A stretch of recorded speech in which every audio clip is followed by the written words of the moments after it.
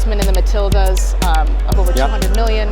The excitement around Morocco, Jamaica being crowdfunded is like we're going to see more money and more investment coming from around the world. Hi, I'm here with Jenna Trabulus at World Football Summit. Hi, Jenna. I've just seen you announce something like yesterday or 2 days ago, so new role. Yes. Yesterday I announced that I'm part of Next League. I joined as the VP of Client Strategy and Delivery. And basically Next League is working with some of the biggest names in sports and figuring out like new business models and technology and how do we engage fandom in the new way. So I'll be leading a team that's focused on what do we call our champions, NFL, XFL, NASCAR, and the US Olympic Committee on building their digital experiences.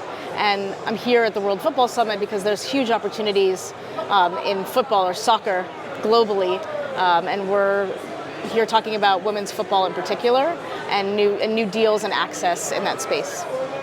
So you're basically working with David Nugent. I am working with David. A veteran like me. Yes, Can you say that? You're a veteran, but like there's no other man that has the guy with the scarf. You're a legend. He's a veteran. Nah, come on. What you're looking forward here in Sevilla? Well, I was really excited about the topic this morning from some of the major teams in Europe around the future of fandom. Yeah, Arsenal. Team from Eintracht Frankfurt. Yes, how they're really building their own technology and understanding their consumer and fan base in a different way. So much of that has been disaggregated and it has been captured by whether it's the ticketing players or the broadcasters, and really having that full view of the fan and starting to think about fandom not just on a local level, but how they're building that brand on a global level and allowing fans to be part of that experience of co-creation. I think there's a lot of buzzwords around that, but I see a lot of the teams really moving in that direction. And so how do you build the infrastructure, the technology, and the tools to help you understand that fan better and connect with them, not just through like the hardcore of tech and data, but through storytelling and through experiences. See, my buzzword was fandom membership, that maybe means nothing, but was the idea of saying, look, you're a football club, in Europe at least, right, and possibly the biggest loyalty to a brand, like my granddad was a Torino fan, my dad was a Torino fan, I am, my kids know, but that's another story. Right. And it's not basically leveraged by clubs. Right. Clubs don't have this, they're not leveraging the huge channel that basically a fan would have with them implicitly. Yeah. They're not doing it right. I mean, not many, or not anyone. No. I think we're seeing a shift though. I mean, truthfully, like the biggest brands in the world are Coca-Cola and McDonald's, but no one would wear that on their body. Like, there's an opportunity with sports, and it's been there forever, to have fans be the evangelists for their brand. You know, you don't have to. It's about, yes, there's marketing spend and there's storytelling and there's experiences, but like each individual fan can be that evangelist by wearing the clothes, by creating the content, by being part of being the extension of the club. The only loyalty to a brand that I always compare that to is Apple, and the fact that MLS and Apple are together, maybe not a random act of marketing. Do you think that can be a transformational, forget Messi for a moment, can be transformational because of the length and who they are? Both players, MLS and Apple, kind of open to innovation. I mean, I think Apple has built a kind of an ecosystem of technology, right? Like you wear that brand as look fashion. At me, look at me. Look at me as well. I do think that Messi has been a tipping point though for MLS and for soccer in the US, because he in himself is a recognizable global brand, and coming off of World Cup victory for Argentina has changed it. He's also changed the economies of the cities where he's playing. But MLS cannot just be sustained on one person, right? So they're gearing up for the World Cup.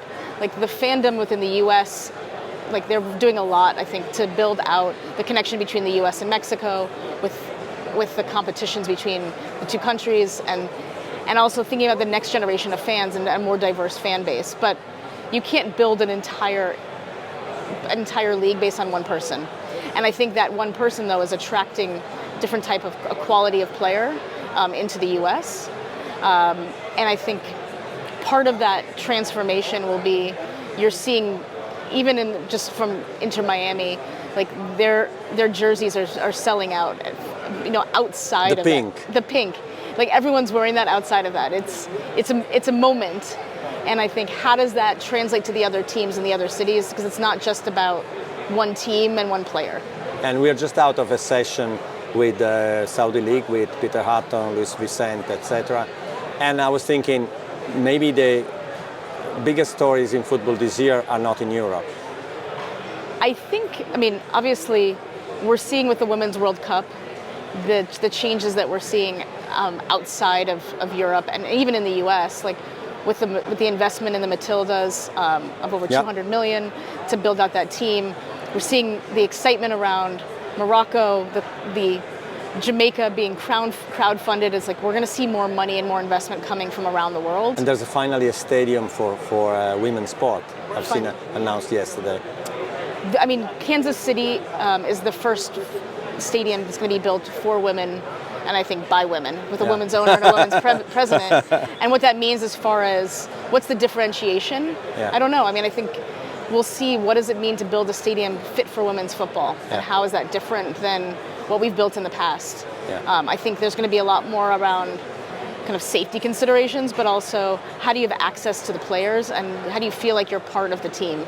Because that's, I think, one of the big differences in how fans, and not just women, engage with women's football players. And last thing, because it's hard for a non-American to understand it, because we don't have that tradition in college sport. How did it happen that so many people went to watch a volleyball match, women volleyball match? I mean, at that college level, that's completely insane for Europe. Well, I think that what is the explanation, please? Volleyball is a bit of a sleeping giant within the United States. With Title IX emerging, 50 years ago, there's been more access for women to play athletics at all levels. And we're seeing within the United States, like volleyball is huge. It's been huge growth as far as team sports.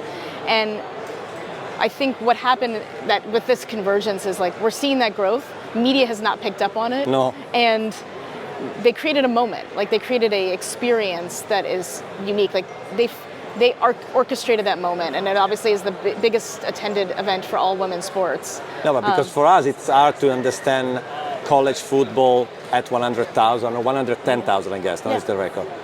But women, and forget volleyball, even if in Italy we love ball, I mean, that's insane. I mean, really insane. So we have to learn something. I mean, and some of it was borrowing a little bit of the traditions that they use for football and the walkout and letting women have that same experience, but also it was having that differentiated experience of women's sport and what they brought to it. But I think you're going to see these numbers continue to grow.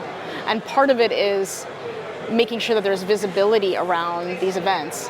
Not only was there over 90,000 people in attendance, like streaming and viewership around that was over 500,000 for a sport that is not like in the top even 6 in the US right now. There's passionate fans, and it's just how do they have access to that kind of content and to the players in a different way. Okay. Good? Thank you, Jenna. Thank you. Thank you. Let's go see some more panels. Yeah.